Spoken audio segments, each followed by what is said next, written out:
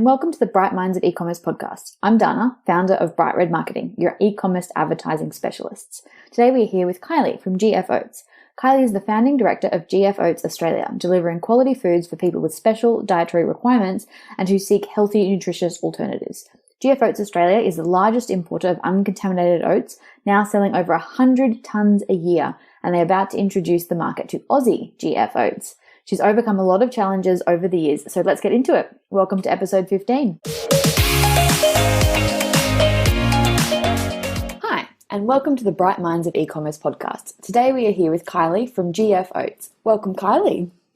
Hi, Dana. Thanks for having me. Thank you so much for being here. So tell everyone how GF Oats started. So GF Oats stands for Gloriously Free Oats. I was in the food industry, or have been for about 20 years now. So my family are gluten-free and multiple food intolerances. I had a flour product on the market, and I'd just become aware that the USA had certified a brand of oats as gluten-free. And I thought, wow, this is really interesting. And one of my drivers, I guess, in my business is my why, is leaving a legacy. And I'm a farmer's daughter, and I just went, wow, if I don't bring this in, somebody will. So why not me? So I reached out to the company, to cut a long story short, and I bought I imported basically one pallet into Australia at the end of 2009. Lovely. And tell everyone what happened when you brought that pallet into Australia. So it had barely hit the wharf in Brisbane, because I'm in Queensland, and the gluten-free heavy hitters had called me up because I was going to take Australia by storm. I was going to make a big, blast into the market with this brand new certified gluten-free oats. And at a food show that was in Brisbane, and they said, you cannot bring that oats here to this gluten-free expo. There is a subclause in the labelling laws here in Australia that do not allow any oats to be called gluten-free. And I went, oh my gosh, I did not know that. So this product was packaged in the American style packaging. Fortunately, I had a big following online. I was one of the first to sort of have an online website, and was selling my other flour mixes through that. It took me about 12 months to sell that product and have a think about what I was going to do. Mm. People were really, really keen for it. So in moving forward, once again, we decided, do we give up or do we keep going? And it was just such a beautiful product. And having been in the gluten-free industry for a long time, knowing that consumers really were accessing GMO corn, soy, and there was a lot of processed sugar in the foods that they were eating, that this was going to really cause a problem for them down the track. And this particular ingredient would really be a really nice alternative for people. So we sort of started down the path of, okay, let's bring it in bulk. Let's start playing around with some labeling. How are we going to communicate this to our customers, and how are we going to get through Queensland Health, basically? It's a lot of fun of navigating complex legislation, but you've been quite successful in doing that. Yes, well, we played around with the packaging labelling for a while. None of the buyers or distributors would have a bar of any of it. So for the first few years, it was really online. Some local health food shops would take the product. So we were really, I knew when I took it on that it was going to be a slow burn, like you buy a block of land up at Woodgate and you wait 20 years for everybody to realise Woodgate's a pretty place, you know, and all of a sudden the land value goes up. So I did realise that it was going to be a slow burn. I was doing other things too, you know, so I let this grow, and I just kept taking the next step forward. My problem was me, because I keep pushing the boundaries. So I'd, you know, put in some stuff on the packaging, and I'd just go out and I'd test the market and see what pushback I'd get. And this has probably landed me in Queensland Health 3 times. So not so good. Don't do that. I don't recommend that for anyone. Not recommending to do that. But no, it's not a great thing to do. No, totally understand. So obviously you've faced a lot of those challenges. From a personal perspective, that must be really hard. How have you kind of persevered through, you know, you had this great business idea, you imported all this stock, you couldn't sell it. You know, then you landed yourself in the office of Queensland Health multiple times. Like, that's a really challenging thing. Like, a lot of people would just throw in the towel and give up. What kind of have you had to do to kind of push through that to get to where you are today?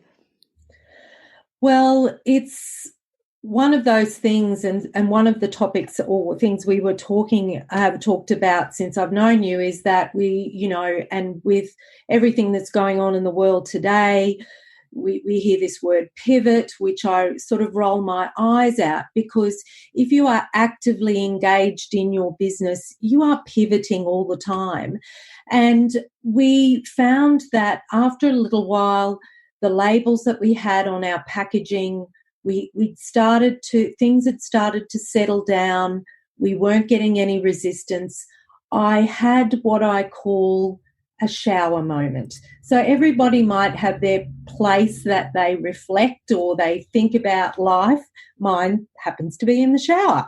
So I had this moment, and I came out to Gary and I said, oh my God, what about we call this product Gloriously Free? So it's free from the gluten found in wheat, rye and barley, and we'll call it GF Oats.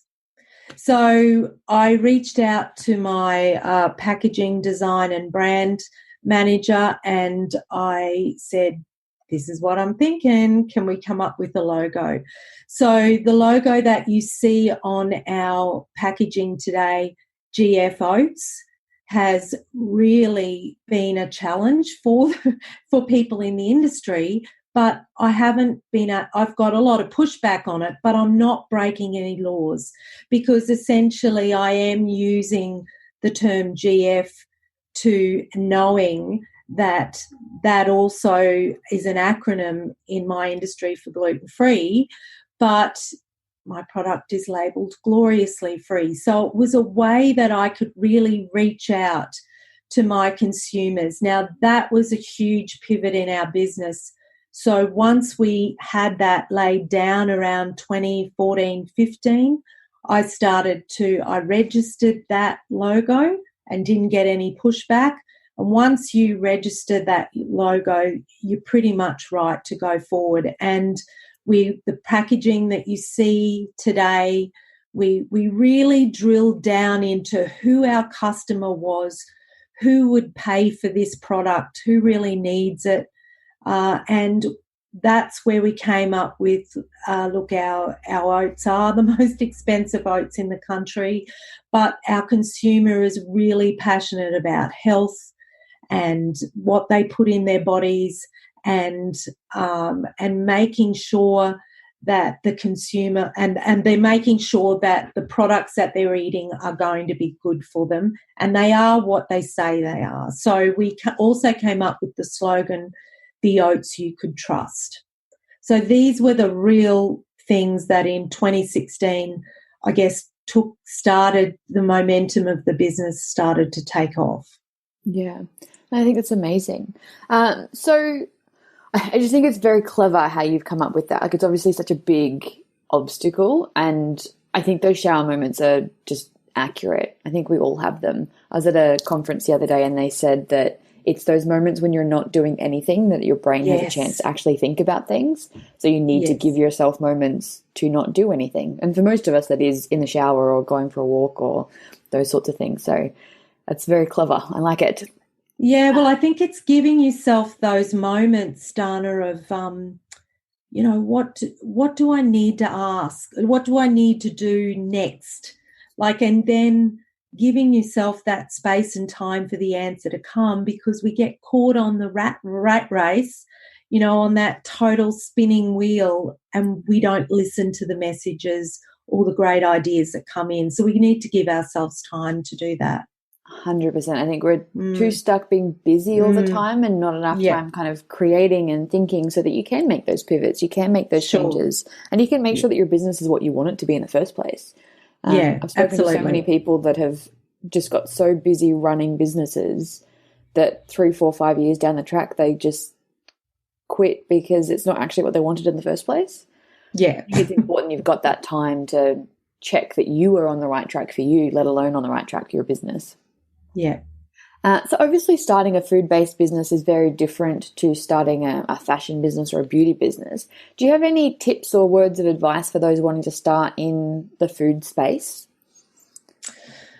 Oh, well, read the food labelling laws in your sector. That's a great number one tip. So before you bring in don't go in blind.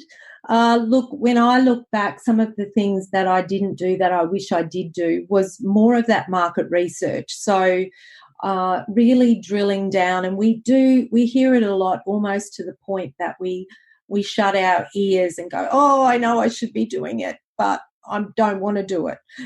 So we need to drill down and find out who our customer is and what messaging do we need to put on packaging specifically that communicates, and how does your packaging feel? How does it look? So for those who are listening, if you look at our brand, GF Oats Australia, you will see the packet is shiny. It will pop out in our sector. So if you go to the oat sector, a lot of people work on brown colours and natural colours and earthy colours. And we went the total opposite. We went blue. Blue is our brand. We're going to stick out. My mum is the greatest advocate I have, and she's always taking pictures of where my product sits in the local RGA. And it's always, and I love it too much, I'm telling you. But it shows me how our brand really pops out, because, we can't control, as food producers, our product goes out, and I guess clothing's the same as well. You can't control where the person puts that product at the other end, on a shelf or on a rack, wherever it is. So how do I stand out? How do I stand out amongst everyone else? So all drilling right down to the way your packaging looks, how it competes against other brands, how high it is, Dana. So one of the things we found out doing some market research in Sydney was that our brand was getting stuck on the bottom shelf because the packet was too high. So to sit ourselves in the middle of where we wanted it to be at eye level, we just had to, when we were redesigning that package that you see now that we sell, it just had to be down a shorter about an inch, and we made it a bit fatter. We took on a brand new style of packaging at the time in 2016, which was the box bottom bag. So that meant the packet sat up well. So the coffee bags we had were a bit like dominoes. They just, if one person bumped them, the whole lot on the shelf fell over. So they shoved and they might. Bottom. That's right, and they might be like that for a day or more before somebody in the shop realised that, oh, the GF Oats brand is all flat on its back. Nobody would even know it was there. Let's stick that baby down the bottom so that doesn't annoy us anymore, because they don't care about your brand. No one cares about your brand like you do. Yeah. No, it's just something that you wouldn't even think about. No, In I that know. it's got to be a certain dimension and it's got to be able to stand up on a shelf. Like those sorts of things are things that could easily get missed, as they did. And then you end up on the bottom of the shelf, fallen over, Yes, and no one can even see it. that's right. Yep. So something we like to ask is, how did you get kind of your first customers, and how is that marketing different to how you get your customers now? So I started business in the good old days, let's say. No social media. So these days I see brands take off really quickly because we've got such wonderful platforms today to be able to share what we have to offer. So back then I started my flour business, say, in 2000, which is similar customer to what I have today. So gluten-free, dairy-free, and corn-free, soy-free. So I don't use any of those ingredients. When we started, we were tapping into the gluten-free community, which was really the celiacs.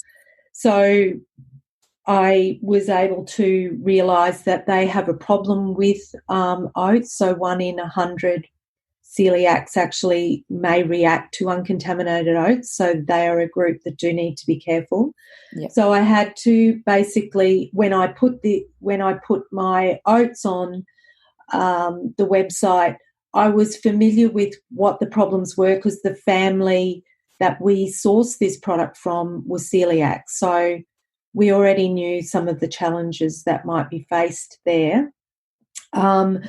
We started going out to markets and food shows and really just going out to consumers. So word of mouth was a big one for us. So that was a really great way that people would learn about us.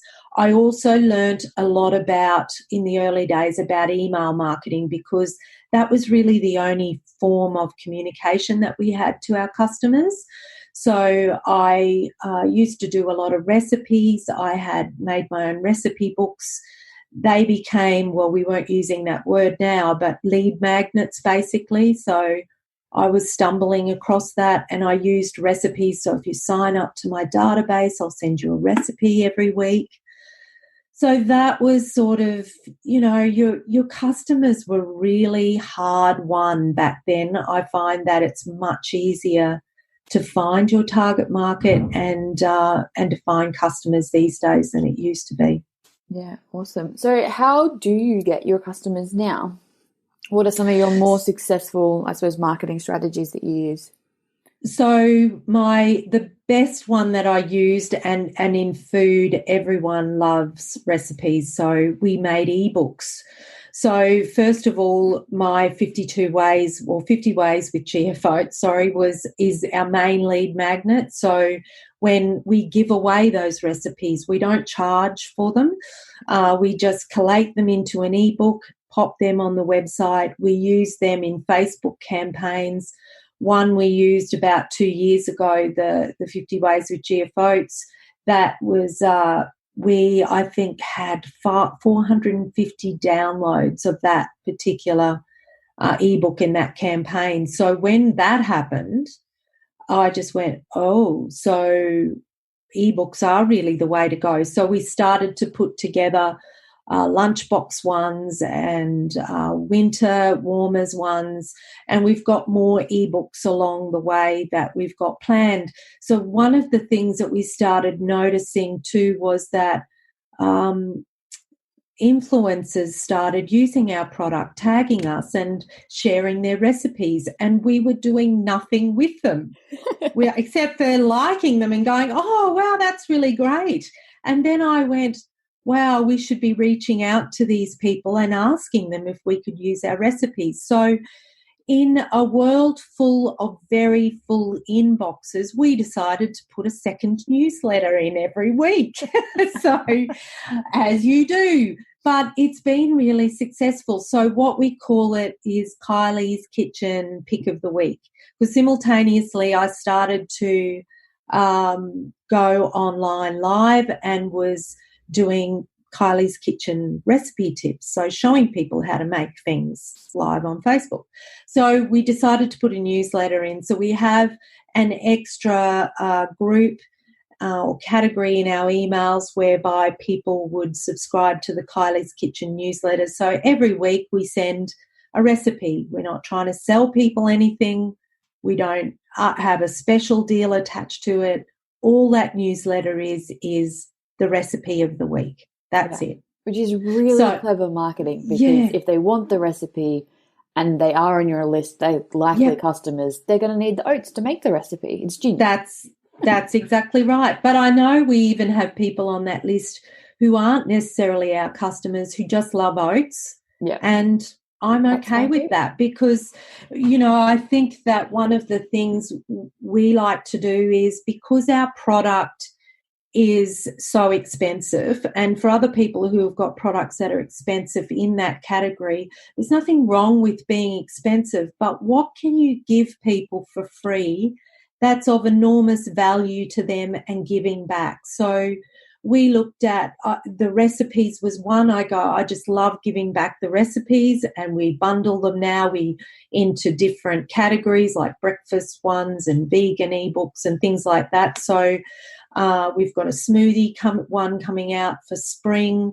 So this is all free, material that we have just been able to collate. It's a win-win for the people, for the influencers, because we cross-reference, of course, and promote their handles and websites and all that sort of thing to our database, and simultaneously tagging them. So it's good for our customers. They're getting something for free. We also do samples on our website, so we have a free category. So anything, new products that we're bringing in, we stick them in there for free straight away, so that people always feel as though they're getting something back from us, and we're not just always taking. I love that. I think that's really, it's just clever marketing, but it's also just good business principles. Yeah. I love it. Is there anything that you wish you'd known, and we've kind of covered a few bits and pieces, but is there anything you wish you'd known in the earlier days of your business that would have made the scaling and expanding now easier? So much, but we don't have enough time for that. Like the most valuable. Yes, that's right. So, look, first of all, when you've got a food product, you really have to drill down all your costs. So every single ingredient, or if you're manufacturing the product, like for our biscuits, what's it going to cost? What does it cost for someone to bake the product, put it into a packet, to label the product, to put it in a box, for a sticker, for a packet, everything has to go on that spreadsheet. And then you really tap into someone who knows your numbers. Numbers is something I've really had to work on getting to be my friend. I'm finally to a point after all these years, I go, I just want to know the numbers, and I want to know what it's like. As before, I almost sort of was really anxious about the numbers. So really get that bedded down to start with. Get your overheads in there as a percentage that you're adding to that. And then once you know your numbers are right, I guess the inner feeling of contentment that you've got that sorted, right, now I can go out and market the thing and know that I'm actually earning some profit. I'm doing this for a reason, because we have to be able to feed ourselves, feed our families, pay the mortgage, whatever it is, and you are doing it for that. Everybody's going out to work or run a business. You have to be profitable, because if you are, then you can start employing people and giving back. So knowing your numbers, getting that spreadsheet really laid down is my number one tip. Yep. Do a business plan. So these are the boring things, but I really engaged someone in 2015 to do a really good business plan. It cost me a lot at the moment, at that time, and I struggled with that. But I just, that is a live document for me. I change it every year. I go back to it every quarter and go, right, where are we in our goals? Because you're actually forcing yourself to write down your goals for the year, have a look at what you did last year. Did you meet them or not, or maybe partially, and reevaluate and go forward. So do that. And also, I think personal development. So that's my third big one is owning your own business is a mind game. And for me, I really needed to tap into personal development so that I could control. For me, I have a lot of people who are trolls who get onto me online and threaten me, and look, often I take it really personally, and I had to. The only person who can control me and the way I react to things is me. So once I came to that realization and started working on that and reading books around that would help me, thinking positively, not trying to, take on the negative aspect if someone said no to me, because I'm a bit like Kentucky Fried Chicken. I have had a lot of no's in over my time, but it's not personal, it's business, So every no I go, oh, so how could I do that differently? How could I talk to people differently? What do I need to learn out of this? So once you get through that, the flow becomes almost, you feel as though you're in an out of body experience, because business becomes a lot easier. Your day-to-day tasks become a lot easier. So that's sort of the top three big ones, I think, that I could suggest to people starting out. I think that's very, very good advice. I know we have a lot of interest from our listeners with the influencers, and you touched on it a little bit, but can you tell us a little bit more about that experience, how you went from them liking and tagging you in posts to it kind of becoming a little bit more of your marketing strategy? Yeah, well, I was very Facebook orientated, I guess. I found that really easy to get a handle on, and I guess for us who have been in business and older people, that I'm not old, but older in business. So social media was really something that I found I resisted at the beginning, and I don't know why. But anyway, once you're into that, it was just I went, I think that we have some really beautiful images to share. We just engaged a food photographer to help us make us look good, and all of a sudden I went, oh wow, we need to be on Instagram. So this is where things changed. So on Instagram, it was a whole new world of being able to easily tag and getting to know hashtags and what that meant. And it really was a stumble for us, how people started to tag us. In 2018, I was invited to, with Jules Lund, who owns Tribe. So that was the business model that came together and joined influencers with brands like us. And we were identified as a brand that was out in the market. We looked good. We were a growing brand. And we were invited down to Sydney, and they did a case study on us and presented the results at a food show. And really that was opened my eyes to the strength of what influencers could do for a brand. I mean, now I just have so much respect for what influencers do, and we have now agreements with influencers, and some are paid, some aren't paid, some are via product, so it's absolute gold if you can get the right people. So once again, you do have to make sure that they have your target market, because at the beginning I think we were jumping on board blindly, and somebody would say, can I share your brand? I have X amount of 1,000 followers. And so you'd send product off to them, and all of a sudden there was nothing. They were really, their followers were bought followers, you know. So you do have to be careful, and now we've got agreements and expectations in place, and we can really vet. We only just had one a few weeks ago that we vetted off because she wouldn't communicate outside of Instagram. So we asked them to send us their email, full contact details and address, so that we can make sure that they're real. Look at their Instagram page and the types of things that they follow. So don't jump in straight away, really. Have a look at what they are actually doing, because I found with that tribe one, there was people who had 100,000 followers, and I really got better engagement, I saw, for our brand from the people who had maybe 2,000 to 5,000 followers. Yeah. So that was interesting. The challenge with influencers is really finding the right ones for your brand. Yeah. And there are some brands that need the influencers with the 100 to 500,000 followers. Yes. But those accounts are still very specific, because it is so easy to buy, manufacture.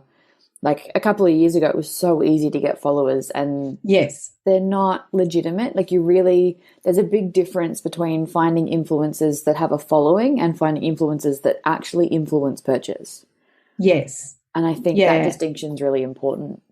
Yeah, and also you got to, one of the things that I did on our Facebook page, which was we use a little company called Post Planner.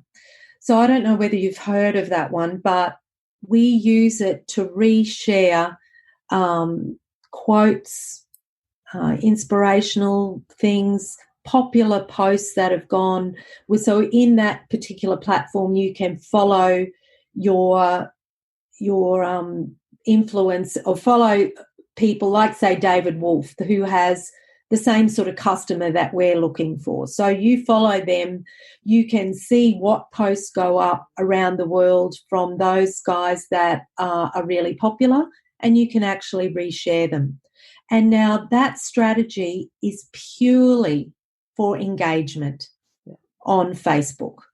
So get to know what platform algorithms, what the algorithms that platform likes, and then just make use of that. So we do our posts every day from our own brand, and we have sort of a couple of weeks of format where we maybe do an educational post. We might promote a product. We have special of the month, what's my article. So all those sort of things we sort of rotate on a fortnightly basis in a big spreadsheet that we have.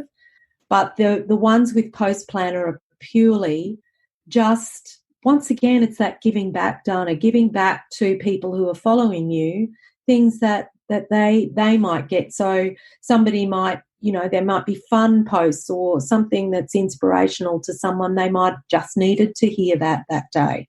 Yeah, definitely. And that's really worked for us on that platform. Yeah, brilliant. Before we wrap up, is there anything else, any words of wisdom that you would like to share before we get to our last few questions? One of my mantras, I guess, along the way has been, why strive to be normal when you were born to stand out? So for me and my brand and my journey has been very difficult. I had a big vision at the beginning, and it's been, and that has actually been a huge challenge. I think I have actually hit myself at times, like smacked myself in the head and gone, what the hell were you thinking? Like, why? And I guess it's just that old thing, that Simon Sinek says, you've got to have your why. And I did have a big why. I did have a big vision. And, one of those visions was to be the first to bring this product in to Australia. And we have a farmer, then we're just about to do that, which is super exciting, because in 2009, I put it on my goal board, 2020 would be the year. Yep. 2020's tried to kill us all, mind you, and all those goals have been set back, but it looks as though it's going to happen. And once you set those things in place and you let them go and just let them happen, it's amazing. It's actually a little bit of magic that happens. So when you start your journey, really know it's corny, but you just do have to know your why, because you'll want to give up. You might even smack yourself in the head like me a number of times along the way. Don't recommend that. No, I don't. But, you've just got to know why you're doing it, and then sit back and look for what the next step is that you're going to take. Yeah, that's brilliant advice. So we just have a last couple of questions that we ask everyone. Do you have any strategies, routines, or habits that you follow each day to help you stay on track? I have a vision board. I have been a little bit resistant to that process along the way, but I've actually set it right beside my bed, so I look out my window and that board's right there. So I actually wake up half an hour to when I want to get up. I'm not a great morning person, and so I set the alarm. I start to wake up. I start to visualize. So this is part of what I was talking about, the personal development stuff that worked for me. I think about what I'm going to do for the day. I'm visualizing what my goal is, what my big, scary, stupid, how the hell am I ever going to do that goal, and how I'd feel about it, how I would actually feel when I achieve that goal. And then I just let that go. I actually love doing gratitude. So I think about the day. I'm not a big writer, and I know they say write everything down, but I'm a big believer in doing things that work for you, and this works for me. I wake up and you could say that I pray, or I just give gratitude for who I've met, who's helping me, who I've connected with, the staff that I have, my kids, my family, whatever it is that just comes to mind. So that's my morning routine. And I really try to end the day thinking about those things as well, and trying to read a few pages of a book. As I said, I'm not a great reader or writer. I like audios. So I love the podcasts. I love Audible, that type of thing. So look, there's so many things that are available to you. People will say to you, you have to eat keto, or you have to exercise 10 times a day, or whatever it is. 5 o'clock in the morning. Yes, oh my God. Yeah, that's right. You got to do what all these people do. Look, you've got to do what's right for you, but you do have to do something. Yeah. You can't do nothing. Netflix all day is not going to make you successful. That's right. So, the whole thing that all blew up about The Secret, and the secret is that you have to do something. You have to do what that works for you. So find out what it was. By all means, try keto. By all means, wake up early or don't wake up early. I'm never going to be a wake up at 5 o'clock in the morning person. I'm no. The only time I'll get up at 5 o'clock in the morning is if I'm getting on a plane to go somewhere exciting. I know. I really struggle with it and go, well, why am I struggling and beating myself up? Because you're telling me that that's the way I've got to be. Sorry, it doesn't work for me. But no. Yes, I know I have to read X amount of time, but, I'm finding I'm really time poor. I love going for a walk, sign up for Audible, and happy days. Lovely. On that note, do you have a favourite business book, whether you've read it or listened to it? Yes. So I have got a book in my cupboard that I bought, because sometimes the really good ones you need to have them, because what I do find the weakness with Audible is that, there's that thing, oh, that was a good thing. What did he say again? Stop. Rewind, You can't just go back and read the last sentence. Or highlight it or go back to it. So sometimes I do get a book, and one of the real challenges that I have, and I still might have actually, and I work on it all the time, is overwhelm. There's so much coming at me. And so I loved the book Eat That Frog. Such a good book. I know. So Such a good book. I have not heard anyone mention that book in years, but it is such a good book. Yeah, and look, I think with so many different platforms, so much communication, people demanding your time, like you lay out what you have to do in a week, and then somebody comes in and goes, "Oh, I need you to send all this off, or I need these figures, or I need this data or reports," and I just go, "Yeah, well, yep, no worries. When can you do it? Oh, maybe tomorrow or the next day." Like, I just am not getting pushed around anymore to go, yeah, I'll have that. And then they're taking a piece of me ultimately. They're taking a piece of me because it's not fair. And once again, I can only control me. I can't control anyone else. So, no. So that was my favourite one. And look, with the personal development, Think and Grow Rich, I'll throw in there. It's a toughie and you've got to hammer through it a bit, but it's a book that you just would read a chapter at a time and you go back and go, right, what's the next step I really need to look at and how can I keep working on myself? Yeah. I think they're great book recommendations. Do you have a favourite podcast? I do love, and I don't know whether this is going to sound weird, but I do love The Mentor. I do love that podcast. That what's his name? I've just gone out of my head now. What are you talking about? Mark Burris. It's Mark Burris from. He's got a podcast called The Mentor, and he had the show, one of the TV shows, and helps people. He did Yellow Brick Road, or one of those. I know the one. Financing ones. Anyway, look.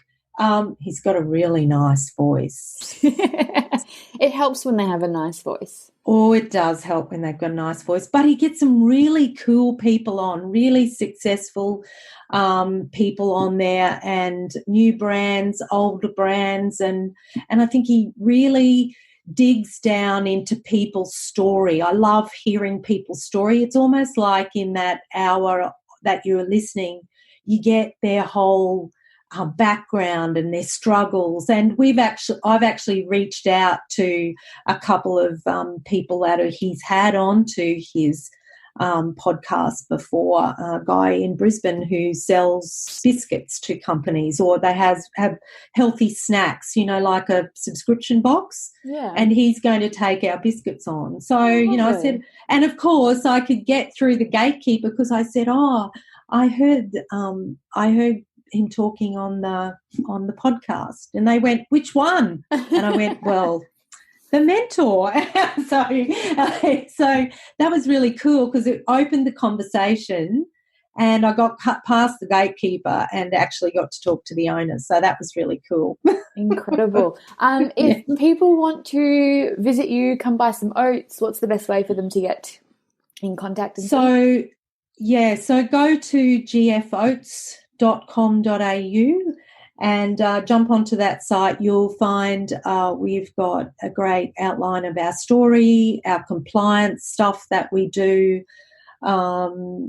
testing that we do for people to show you that you can trust us as a brand, and then of course to our shop. So our shop has got all our different products, both retail products and our bulk. So the customer that comes to us generally wants to buy bulk. So you may have bought a retail packet, like in a 500 gram, and then you realise how great the product is and you're addicted and the whole family's eating it and you need biscuits.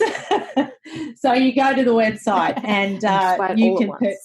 That's right. But we have a lot of different things on our website that we have on site. So I've actually been able to link with local artisans, and I've got some oat soaps, some oat milk soaps, spurtles, coconut bowls. So a few different things that local, businesses, because I really would like to support people locally and smaller businesses get going. And that's my way, I guess. Another way of trying to give back is supporting local people who can make some products out of my oats. And I may necessarily never take them commercially to a shop, but it's a nice little thing for people to be able to buy online. Yeah, wonderful. Well, thank you so much for joining us today. It's been amazing having you on the show. Thank you for having me. Thank you for listening to the 15th episode of the Bright Minds of E-commerce podcast. Don't forget, we load all of the links and show notes onto our website, and you can find everything at www.brightredmarketing.com.au/show notes/episode 15. The link will also be available in the episode description. Thanks so much for listening.